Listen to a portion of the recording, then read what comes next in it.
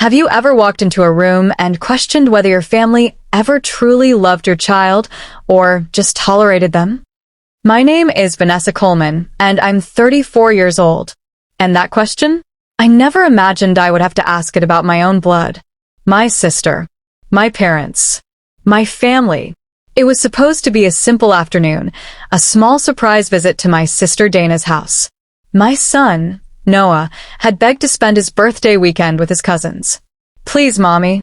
Aunt Dana has a pool," he said, flashing that innocent, gap-toothed grin that could melt glaciers. I hesitated at first. Something deep in my gut always felt uneasy around Dana. But I wanted Noah to feel loved. I didn't want my past with my family to stain his future with them. Big mistake. When I arrived at Dana's house that afternoon, my stomach was already churning. The front door was slightly ajar. I could hear raised voices. Sharp. Accusatory. I tiptoed inside, barely breathing. And then I saw it. In the middle of the kitchen, my 7-year-old son Noah stood frozen. His tiny hands were clasped tightly in front of him, his head lowered. Dana towered over him, her arms crossed, lips pursed in a thin, cruel line. Her twin daughters, Mia and Lily, sat at the kitchen island, snickering behind their soda cans. My mother stood nearby, arms folded, shaking her head with disappointment. The remnants of a beautiful cake sat on the counter. Blue and green frosting, Noah's favorite colors. Half of it was missing. "I told you to wait until we cut the cake." Dana snapped. Noah's voice was barely a whisper. "I'm sorry, Aunt Dana. I just thought since it was my birthday, I could have a piece." My baby was apologizing for eating his own birthday cake. Something inside me snapped. "What the hell is going on here?" I barked, stepping fully into the kitchen. They all turned, startled. My sister's face instantly shifted into her usual performative smile. "Oh, Vanessa, you're early." I ignored her. "Noah, come here." He ran to me, throwing his tiny arms around my waist, his body trembling. My mother clicked her tongue. "You always overreact, Vanessa." "Overreact?" I hissed. "He's a child. It's his birthday." Dana rolled her eyes. "He's being spoiled. We were teaching him discipline." That word, discipline, rang in my ears like a gunshot. It wasn't the first time I had heard it weaponized against me. But this wasn't about me. Not yet. I knelt and wiped Noah's teary face. "You're not in trouble, baby. You did nothing wrong." Dana scoffed. "Of course you would say that. You never did learn how to parent properly. Always making him feel like he can do whatever he wants. That's why." "Why what, Dana?" I shot back, standing up. My voice shook, but I held my ground. "Go on. Say what you really want to say." The silence that followed was thick with unspoken words. My father suddenly appeared in the hallway, his face stone cold. "Vanessa, this isn't the time." "Really, Dad?" "Because it seems like this is exactly the time." Years of silent battles came rushing back. The way Dana was always the favored one. How they defended her mistakes while nitpicking my every choice. How they whispered about me behind closed doors after my divorce. How they looked at my son like he was some fragile mistake instead of the miracle he truly was. But today, they had crossed a line.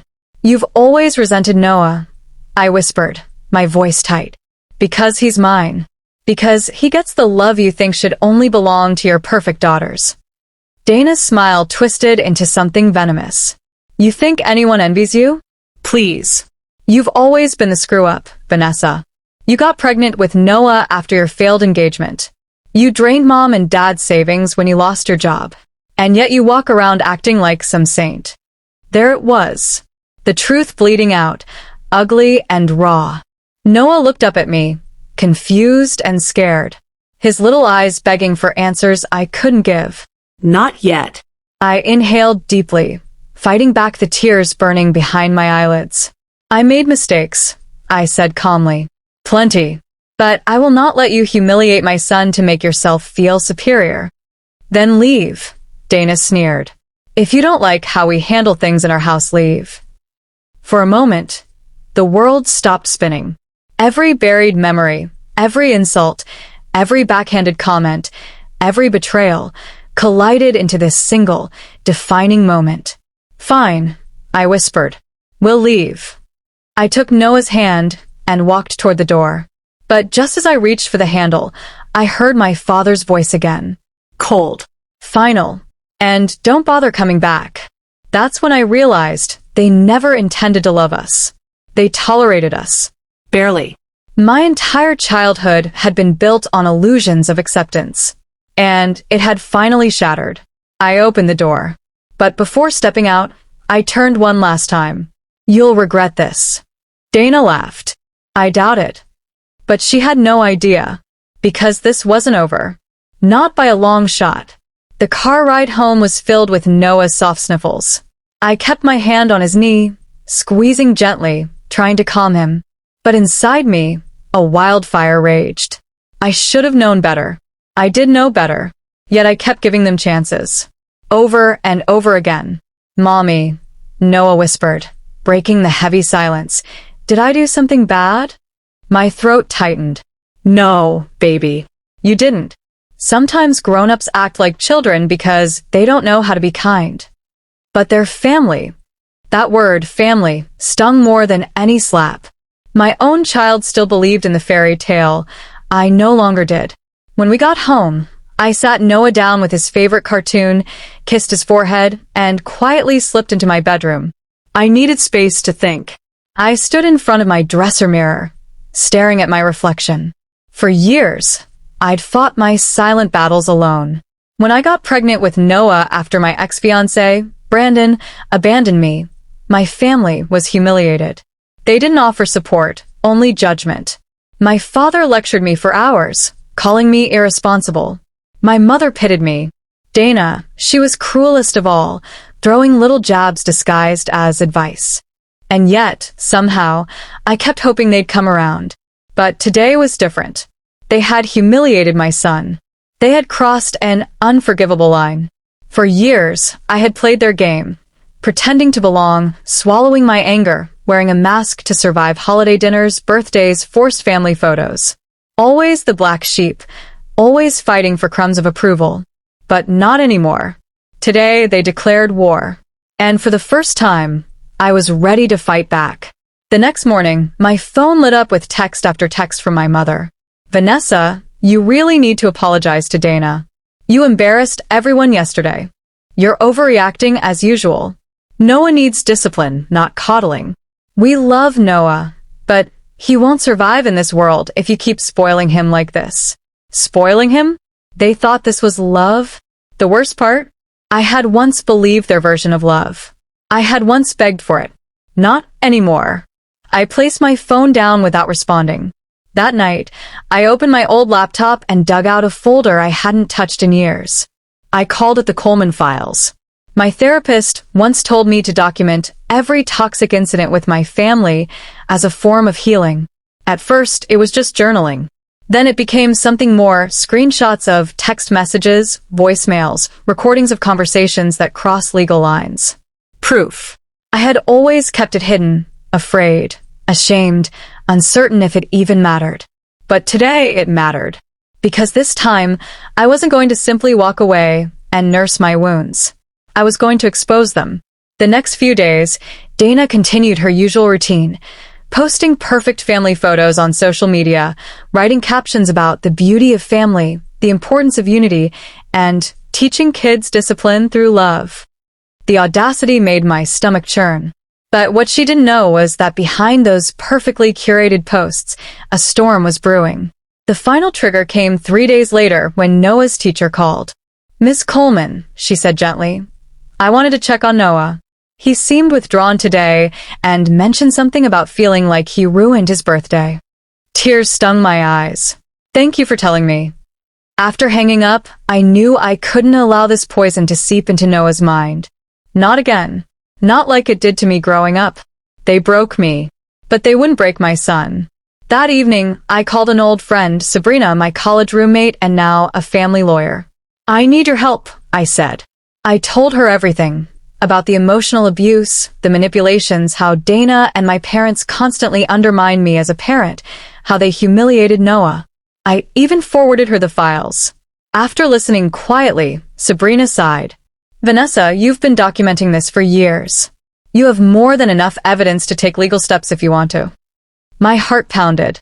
What kind of steps? Well, for starters, a restraining order. Emotional abuse leaves scars, and you have proof they've created a hostile, unsafe environment for Noah. You could also legally demand that they cease any unsupervised contact. I felt dizzy. Would that even work? Absolutely. And once the court sees your documentation, they'll see the pattern of control and emotional harm. I sat silently, the weight of my decisions sinking in. For years, I thought enduring was the strong thing to do. But maybe protecting my son, fully protecting him, meant finally standing up, not silently enduring but confronting. Noah peeked into the room. Mommy, can I sleep in your bed tonight? I opened my arms, and he ran into them, curling up against me like he used to when he was smaller. As I held him close, I whispered into his hair, Mommy's going to fix everything, baby. I promise. 3 days later, Sabrina filed the paperwork. Temporary restraining orders were issued. Court dates were set. The official letters were delivered. And then the phone calls started. First, my mother. Vanessa, what are you doing? Do you want to destroy this family? Then Dana. You're insane. You're ruining everything. You're bitter because I have the life you never could. And finally, my father's cold voicemail. You're dead to me. For a moment, I wondered if I had gone too far. But every time I doubted, I looked at Noah's smile, freer, brighter, and I knew. They had controlled me with guilt for decades. But their silent war was now public. And the world would see the truth. The wildfire had officially started. It didn't take long before my world became a battleground. But unlike before, where I was always on defense, this time, I held the sword. The court date was set for 2 weeks away. During those 2 weeks, my family unleashed every weapon they had. Slander. Lies. Manipulations. They called distant relatives, friends, even some of my old colleagues, spinning their version of the story. Vanessa's unhinged. She's unstable, always playing victim. She's ruining the family over nothing. Dana especially was relentless. She went on social media, subtle enough to sound innocent, but sharp enough to cut. Families should be about forgiveness. But some people are just too bitter to heal. Sad. Her followers flooded her with supportive comments, praising her strength, calling her the good sister. My stomach twisted every time I read one. Sabrina warned me early on. They will come for your reputation, Vanessa. Be ready. I thought I was ready. But I underestimated how vicious your own family could be when their image is threatened. Yet, as painful as it was, something unexpected happened. Old friends started reaching out privately. One message came from Carla, an old friend of Dana's. Hey Vanessa, I've seen what's happening. I just want you to know, I believe you. Dana's always been two-faced. I've seen how she talks about you behind your back for years. Another came from Aunt Lorraine, my mother's estranged sister. Vanessa, you're stronger than all of them combined. Your mother always made you the scapegoat. I've kept quiet for too long. For the first time in years, I wasn't standing alone. The cracks in their perfect mask were starting to show. But the biggest crack came when Sabrina discovered something we hadn't expected. Vanessa, she said over the phone, her voice tense, I found something. She had gone deeper into Dana's financial records, public documents she could legally pull. Do you know your parents took out a second mortgage on their house 2 years ago? I blinked. What? No. They always claimed they were debt-free. Well, they're not. That second mortgage? The loan was wired directly into an account under Dana's name. Large transfers followed, luxury vacations, home renovations, private school tuition for her twins. My jaw dropped. They gave her the money? Not just gave her. Your parents co-signed to help Dana cover nearly $200,000 in expenses.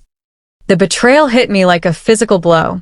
When I was pregnant and alone, desperate for financial help, they told me they had nothing. I struggled through eviction notices, credit card debt, skipped meals. They watched me drown while secretly bankrolling Dana's lavish life. My hands trembled. And now they say I'm the irresponsible one. Sabrina's voice softened. This isn't just about emotional abuse anymore, Vanessa. This shows clear financial favoritism, and it builds your case of long-term family manipulation. I hung up the phone, my entire body shaking. All these years I had tried to convince myself, maybe I was the problem. Maybe I was too sensitive, too difficult, too dramatic. But now, I had proof. I wasn't crazy. I was betrayed. The night before the court hearing, my father showed up at my door. Uninvited. I opened it cautiously. He stood there, hands in his pockets, face unreadable. Dad. Vanessa. We stood there for a moment, the air thick. He finally spoke. I never wanted it to come to this. I crossed my arms. You didn't want it? You let it happen. His jaw tightened. Dana needed help. She was drowning. I almost laughed. And I wasn't, when I was pregnant and alone. You told me you couldn't afford to help me. That was different. Different? How? His voice rose. You made your bed, Vanessa. You chose to ruin your life. There it was, the old narrative. My father's favorite song. I chose to keep my child. Your grandson. He was a mistake. The words stabbed so deep I couldn't breathe for a second. I stepped forward, my voice trembling but cold. That mistake is the only good thing that's ever happened to me. He's the only person in this family who loves unconditionally, and I will protect him with everything I have. His eyes flashed with anger. You're destroying this family. I stared directly into his eyes, unflinching. This family destroyed itself a long time ago. I'm just done pretending it didn't. I slammed the door in his face. The morning of the hearing arrived. The courtroom was cold and sterile, but my pulse pounded like war drums. My parents sat with Dana on the opposite bench, whispering. Dana wore her usual mask of performative sadness, crocodile tears barely contained. Sabrina leaned in and whispered, Stay calm. We have everything. The judge reviewed our file. Hundreds of pages of documented abuse, financial favoritism, psychological manipulation. The screenshots. The voicemails. The evidence spoke volumes. When it was Dana's turn to testify, her mask started to crack. She tried to play victim, about how I always resented her, how I twisted events, how she was just trying to help Noah learn responsibility. But the judge wasn't buying it. When Sabrina presented the financial records, Dana's face went pale. The judge raised his eyebrows. So, while you claim Vanessa has been financially irresponsible, your parents have secretly funneled significant amounts of money directly to you? Dana stammered. It wasn't like that. And in that moment I saw it. The perfect family image finally shattering. The judge turned to me. Ms. Coleman, your evidence is extensive and disturbing. The court acknowledges clear patterns of emotional abuse, favoritism, and psychological harm. Temporary no-contact orders will remain in place indefinitely. The safety of your son is this court's priority. I closed my eyes, tears silently slipping down my cheeks. Victory never felt this bittersweet. But even as I left that courtroom with Noah's hand in mine, I knew this battle wasn't over. The public image was collapsing. The secrets were exposed. And Dana? She wasn't going to go down quietly. The real revenge had only just begun. The days following the court hearing were strangely quiet. Almost too quiet. No texts. No phone calls. No dramatic Facebook posts from Dana. Just silence. But if there's one thing I learned growing up in that house, it's that silence doesn't mean peace. It means something darker is brewing. I stayed vigilant, knowing my family's patterns all too well. When they couldn't control you with guilt, they'd try to destroy you with lies. And sure enough, the storm arrived with ferocity. The first strike came through my employer. My manager, Mr. Green, called me into his office one morning, concern written across his face. Vanessa, I need to ask you something. I nodded, trying to keep my voice steady. Of course. He slid a manila envelope across his desk. Inside were printed screenshots of anonymous emails accusing me of child neglect, mental instability, even theft of company funds. These were sent from multiple email accounts. They allege you're unstable, possibly unfit to raise a child. I froze, ball rising in my throat. These are lies. I know, he said gently, but HR has to formally investigate because the accusations involve your work. My heart hammered in my chest. Did they say who sent them? He shook his head. Anonymous. But I didn't need a signature to know who it was. Dana. Or maybe my mother. Or both. It was a new level of vicious. They couldn't win in court, so now they were attacking my livelihood. The second strike was worse. I picked Noah up from school, and his teacher pulled me aside. Ms. Coleman, we had a visit from Child Protective Services today. They questioned Noah. My blood ran cold. What? They said they received an anonymous tip about potential emotional harm in your home. I gripped the wall to steady myself. The teacher continued softly. Don't worry. Noah handled it well. And the investigator didn't find anything concerning. But I thought you should know. Tears burned behind my eyes. They were trying to make me look unstable, dangerous. They wanted to take Noah away from me. This wasn't just revenge anymore. This was war. That night, I sat on the couch long after Noah had gone to sleep. The house was quiet, but my head screamed. I pored over the files again, searching for something, anything that could give me leverage. And then I remembered something my Aunt Lorraine once hinted at during a family gathering years ago. Something I had brushed off as gossip. But maybe it was more. I dialed Aunt Lorraine. She answered on the first ring. Vanessa. Aunt Lorraine, I need you to tell me the truth. All of it. She was silent for a moment. Then, you mean about Dana's real father? My breath caught. What? She exhaled. Your mother got pregnant with Dana before she met your father. She was barely out of high school. Dana's real father was some married businessman she worked for. Your father agreed to raise Dana as his own to cover the shame. But he always held that against both of you. That's why Dana's always been treated like royalty. She's his way of punishing your mother, and you are the punching bag. The room spun. My entire life, I thought I was the problem, the unwanted one, the mistake. But in truth, I was the only one born from honesty. I always suspected. Lorraine continued softly. Your father resented you because you reminded him that your mother wasn't perfect. And your mother poured all her guilt into protecting Dana. I covered my mouth to muffle the sob building in my throat. Everything suddenly made sense. The favoritism, the double standards, the unspoken tension. All my life, I had been fighting shadows, never knowing the real monster lived behind a carefully constructed lie. The next morning, I sat with Sabrina and laid everything bare. She was quiet as she listened, then nodded. Vanessa, this changes everything. She explained how the revelation could legally discredit their entire character assault campaign against me. Their lies to my employer. The false reports to child services. If we can prove Dana's paternity and expose this family secret, their credibility collapses. But how? I whispered. They'll never admit it. Sabrina smiled. They don't have to. We'll subpoena DNA tests. If they resist, the court will view that as obstruction. For the first time in weeks, hope flickered inside me. A week later, subpoenas were delivered. Dana lost it. She left a seething voicemail on my phone. You evil, disgusting little snake. How dare you drag our family's private matters into court? You'll regret this, Vanessa. I swear to God, you'll pay. But I wasn't afraid anymore. Because for the first time, the truth was my weapon. The DNA tests confirmed everything. Dana wasn't my father's biological child. The court documents shook the entire case wide open. The judge, reviewing the new findings, said bluntly in the next hearing, "This family has systematically concealed significant secrets while attacking the credibility of Ms. Coleman.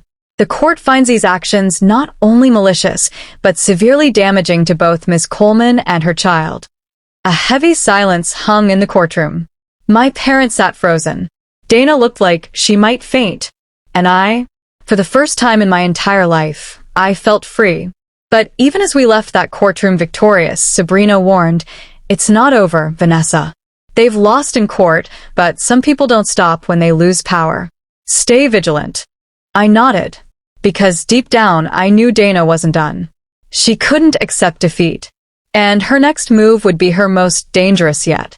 2 months passed after the courtroom victory. 2 long, quiet months. On the surface, life seemed calm. No more threats. No more voicemails. No anonymous accusations. It was as if my family had finally accepted defeat. But I didn't believe it for a second. I knew Dana too well. Her silence wasn't surrender, it was calculation. Noah flourished during those weeks. His smile returned, brighter than I'd seen in years. The anxiety that once weighed on his tiny shoulders slowly disappeared. He was laughing again, sleeping peacefully, playing freely. And for me, every moment with him reminded me why I had fought this war. Not just for myself, but for him. For his chance to grow up without the poison I had grown up with. But deep inside, the shadow still lingered. I waited for the final strike I knew was coming. It arrived on a Saturday afternoon. I had just returned from grocery shopping when I found an envelope taped to my front door. No return address. No name. My stomach tightened. I opened it slowly. Inside was a single flash drive. And a note, scrawled in Dana's handwriting. Let's see if you still look like Mother of the Year after this. My hands trembled as I inserted the drive into my laptop. The screen lit up with a grainy video recording. It showed me pacing my bedroom during one of my darkest nights, months ago. I was crying, talking out loud to myself, breaking down in exhaustion and fear. I don't know if I can do this anymore. Sometimes I wish I could just disappear. It was a deeply private moment. One that I never intended anyone to see. Dana must have secretly installed hidden cameras in my house when Noah visited her months earlier. I covered my mouth, tears burning my eyes. The video was designed to make me look unstable, unfit. If released, this could easily be manipulated, spliced into something horrifying. And Dana knew it. My phone buzzed. A text message from an unknown number. Meet me tonight. Alone. 10 p.m. Or this goes viral. I stared at the message, my heart racing. This wasn't just revenge anymore. This was blackmail. Dana was escalating. Desperate. Unhinged. Sabrina begged me not to go. Vanessa, this is dangerous. She's cornered now. People like her are at their most reckless when cornered. But I shook my head. This ends tonight. I need to face her. Fully. At 10 p.m. sharp, I pulled into the abandoned lot Dana had chosen. The place was silent, except for the soft hum of streetlights. Dana stood there, arms folded, with a twisted smile. She looked thinner, her eyes sunken, her once perfect appearance unraveling. You came, she sneered. I stepped forward, my voice calm but firm. You really think this will work? She held up another flash drive, waving it tauntingly. I'm not finished with you, Vanessa. You think you won? You humiliated me. You dragged my name, my children, my life into the dirt. Now it's your turn. Her voice cracked with venom. Your son will be taken from you. No school will want him. No job will hire you. I will burn everything you've built. I took a slow breath, steadying my shaking hands. You already burned it all, Dana. The moment you decided that your jealousy was more important than your own nephew's happiness. Her face flushed red. This was never about Noah. This was about you always acting like you're better than me. Like your pain was more important than mine. Better than you? I whispered, my voice breaking. I wanted you to love me. I wanted us to be sisters. You were my safe place once, Dana. But you chose to turn me into your enemy. Tears filled her eyes, but her fury swallowed them. You're weak, Vanessa. No, I said firmly. I was weak. I'm not anymore. I reached into my coat pocket and pulled out a small black device. Dana's eyes widened. This is a body recorder, I said softly. I've recorded everything you just said. Her face paled.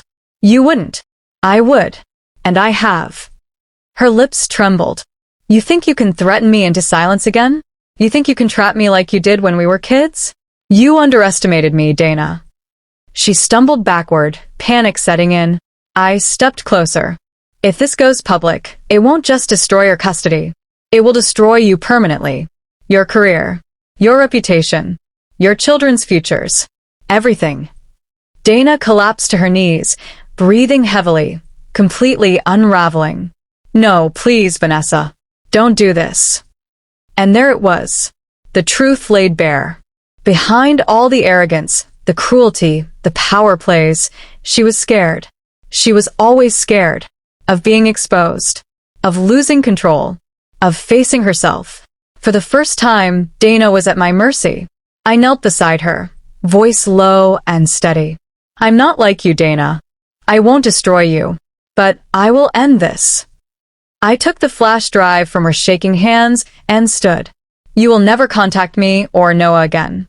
If you so much as whisper my name, this recording will be in every lawyer's hands by sunrise.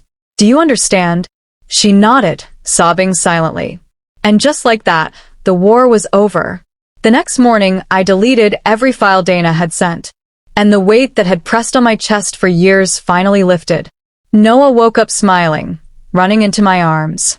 Mommy, can we make pancakes? I laughed, holding him tightly. Yes, baby. Pancakes it is. Weeks turned into months. The silence this time was real. My parents moved away quietly, too ashamed to show their faces after the court exposed everything.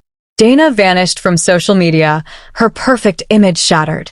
But I was free, truly free. And so was Noah. One evening, months later, I sat by Noah's bed as he drifted off to sleep. He whispered, Mommy, I love you. Tears filled my eyes. I love you too, baby. More than anything in this world. And I meant it with every fiber of my being. The pain, the betrayal, the vengeance, none of it mattered anymore. Because I had broken the cycle. Noah would grow up safe. Loved. Free from the silent battles that once defined my life. And for the first time, I wasn't just surviving. I was healing. We were finally free.